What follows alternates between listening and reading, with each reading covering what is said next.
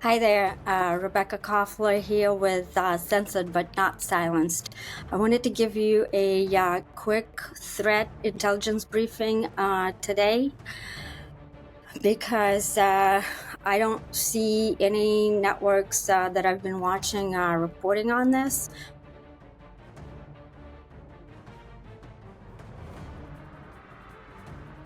As you know, I'm a former Defense Intelligence Agency officer, and what I'm seeing right now is what we call in the intelligence business indications and warnings, or INW, of an impending threat to U.S. homeland. I'll also tell you about the three factors that are contributing to this. Why is this threat level high? Let me direct your attention to a new report that just came out, produced by Jim Jordan's team in the Judiciary House GOP Committee. The report talks about the Biden-Harris border crisis. We all heard about the crisis, right? We all know that scores and scores of illegal immigrants are coming in, but not everybody knows just exactly how this factors into the overall threat. And the overall threat is very high. The system is blinking literally red. So the three factors that we'll talk about is first, obviously, is the open border and millions of people flowing into the country. The next factor that we're going to talk about is that during the Biden-Harris administration, all the top U.S. adversaries have started joining forces, and that pushes the threat level up. They're joining forces because their top one mission is to weaken or defeat America, because they view us as a threat, just like they're a threat to us. They view the United States as the big Satan, probably heard the term. And then the final factor is what the intelligence agencies and security agencies in the homeland should be doing, but they're not doing. So starting with the report that I just mentioned, and I'm just going to give you some statistics here, and let it sink in. During the last 3.5 years of the Biden-Harris team being in charge, they welcomed to our country 7.6 million illegal aliens, including at least 1.9 million known illegal alien gotaways. I don't need to explain to you what gotaway is, right? It's the people who basically got away. sorry, it doesn't need explanation, right? So among those largely unvetted aliens are at least 382 illegal aliens on the U.S. government terrorist watch list. Think about this. These are the most dangerous individuals that the U.S. government itself has concluded that they shouldn't be in the country because they present a grave threat to us. But think about it this way. These are the people whom we know about, right? And they got away. But think about how many of those we don't know about, and they are right now in the country. Okay? So the terrorist threat to the United States has skyrocketed during the Biden-Harris administration. One other data point for you. Of more than 250 illegal aliens on the terrorist watch list who were encountered by Border Patrol at the southwest border between the fiscal year 2021 and 2023, the Biden-Harris Department of Homeland Security has released into the American communities at least 99 of them. And they haven't been removed. They're there possibly in your community. So another factor that is contributing to the heightened threat level right now, we are coming up on the anniversary, October 7th, of Iranian proxy Hamas's brutal attack, lethal attack on Israel. And as many of you know, right now, the American universities are effectively penetrated by pro-Hamas sympathizers. Why is that? It's because Iran is funding those protests and some of those groups. They're posing as grassroots groups, activists, and simply groups that are exercising their First Amendment. But no, these are agitators that are funded by Iran. So if we take New York City, for example, right now we are especially on high alert. There's a information that New York City Police Department is deploying heavy weapons, K9 teams, and cameras into the synagogues because right now we are during the high holidays period, with the high holidays being Rosh Hashanah, the Jewish New Year, and Yom Kippur, Day of Atonement. So it is my assessment that sometime around October 7th and up until the election, November 5th, the threat is going to be extremely high. Let's talk about our adversaries joining forces. So who are the top adversaries of the United States? It's China, Russia, Iran, and North Korea. So China and Russia are, have the top conventional militaries. In fact, the Pentagon designated both Russia and China as near-peer competitors, right? So they have the military capability, they have the doctrine, and they have the political will to challenge the United States, including on the battlefield. But in addition to that, they also have developed strategies to foment disorder and discord and social unrest here in the United States. It is unlikely that Russia or China will try to attempt to assassinate, let's say, a U.S. leader, especially U.S. president. That would be an act of war. But when it comes to Iran, that country presents a special threat because it is hunting for very senior U.S. officials, and it is hunting for President Trump himself. How do we know this? We know this because the intelligence community is leaking some information into the public sphere because they just can no longer keep it concealed anymore. Right, and there are some other reasons why they're leaking this information that we're not gonna get into right now. But we all know that there have been 2 assassination attempts on President Trump, ostensibly by homegrown lone wolves, lunatics, right? But we also know that there's recently been a person with Iranian links, a Pakistani, who has been detained, and he actually planned an assassination on some officials, including President Trump. Why is it important that he has Iranian link? It's important because Iran, and that is an intelligence assessment, has been developing clandestine networks within the homeland for the past 10 years, a decade, effectively. Okay, so these people are being trained, they're being groomed, they're being provided tools in order to harm Americans. There's a very specific project that I'd like to inform you about. It is called the Unseen Threat of the Mapping Project.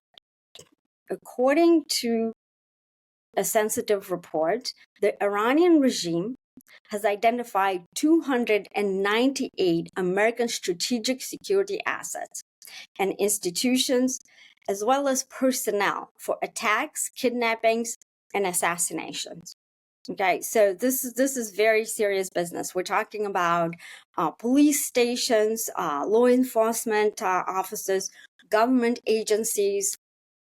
The Iranians are hunting for certain people, but they're also having the capability and the political will to attack those institutions.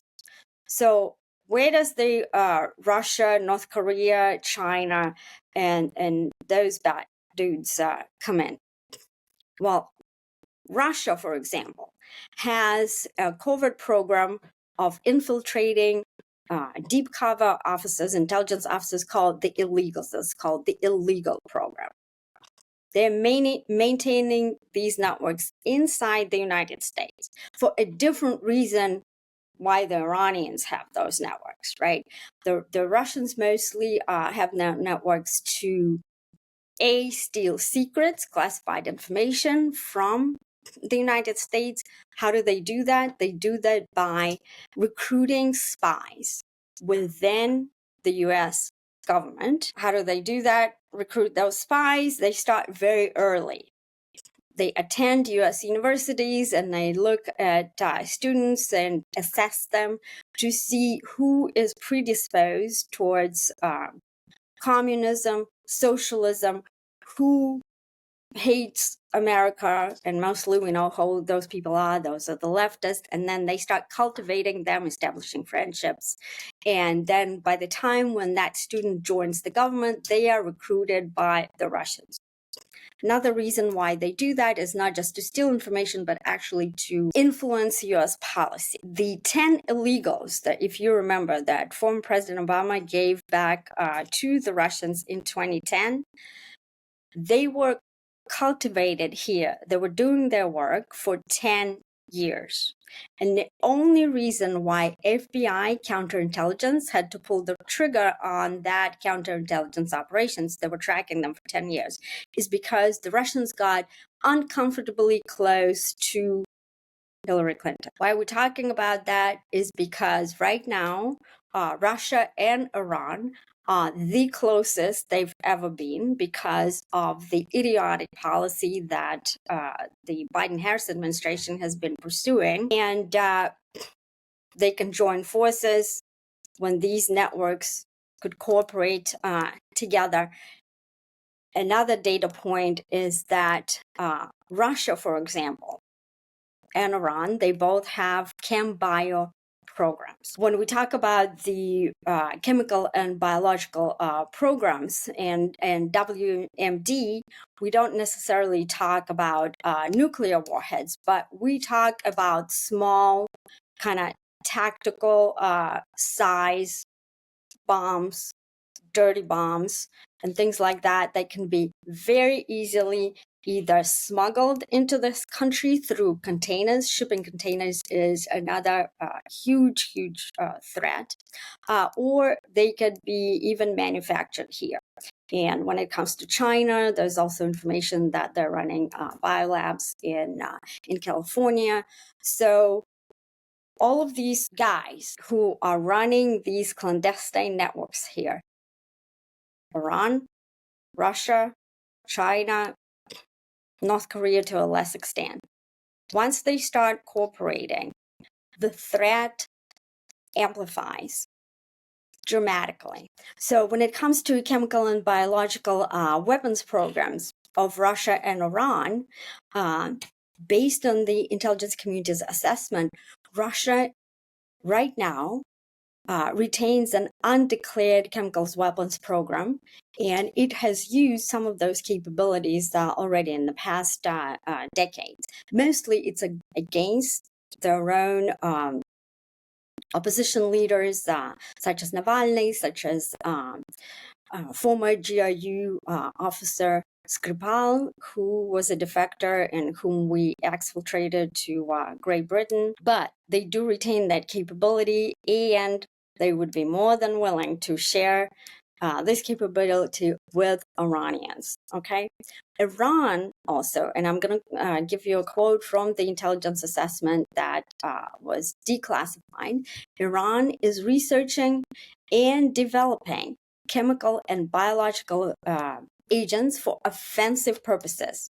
Iranian military scientists have researched chemicals, toxins, and bioregulators, all of which have a wide range of sedation, disassociation, and amnestic incapacitating effect. Why is this important? And here's a factor, the third factor that I'd like to note that contributes to the heightening of the threat is what the intelligence agencies should be doing and they're not doing. Primary mission of our intelligence community is preventing strategic surprise. What is strategic surprise? Remember September 11th terrorist attacks. How did they do it? They flew airplanes into our buildings, into the targets. Who could have possibly imagined that? Well, it's our job as intelligence professionals to have imagination. That's why they hire people. And unfortunately, some of the people that they hire have the capability to do that, but some people are just simply not capable of using their imagination. So that terrorist attack of 2001 was strategic surprise. But here's the kicker. The September 11th Commission, there was a big investigation done that dug deeper into the shortcomings of the intelligence community and why the strategic surprise was missed. And so, according to that investigation and the September 11th Commission report, the intelligence community failed to connect the dots. It was a failure of imagination, but it was a failure of connecting the dots. What does it mean? It means that various pockets within the US government and the intelligence community had information that there were terrorists that were training to fly airplanes, but they were not training to land them, right? And other intelligence like that. But because the intelligence community, the various agencies within the community did not talk to each other, they simply did not make the assessment, right? So let me give you the distinction between raw intelligence and the assessment. Intelligence comes in a raw form, right? Through various communication intercepts, satellites, and things of that nature.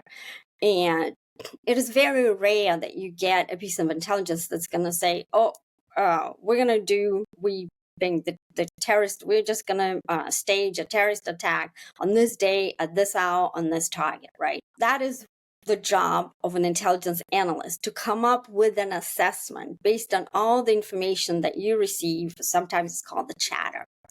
And that thing was not done back during September 11th. One of the ways that you try to prevent strategic surprise, try to prime the pump, so to speak, of your creative intelligence analyst type of imagination, is you do wargaming. Some of the wargaming that we conducted back in the intelligence community, we predicted, we knew that Putin was going to attack Ukraine, right? Unfortunately, everybody's acting surprised now. That's why we're pumping billions of dollars into the war that is unwinnable for Ukraine. If we use that assessment properly, we could have stopped that war, but we didn't. So, in the same vein right now, wargaming should be conducting. Imagination should be used.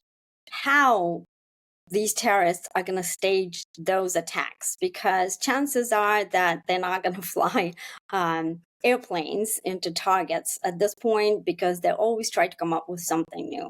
Well, what is something new? Something new, in my assessment, is, and the most dangerous thing is chem bio.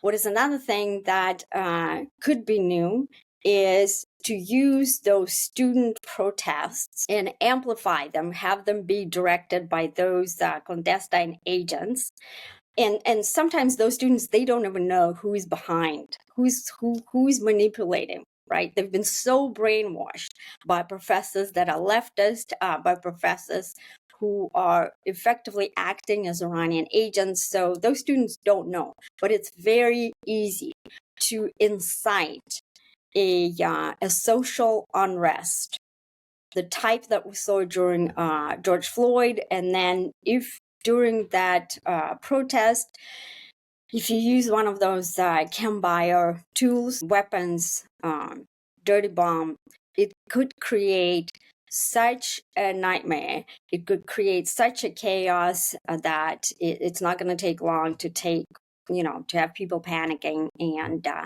bring down the economy.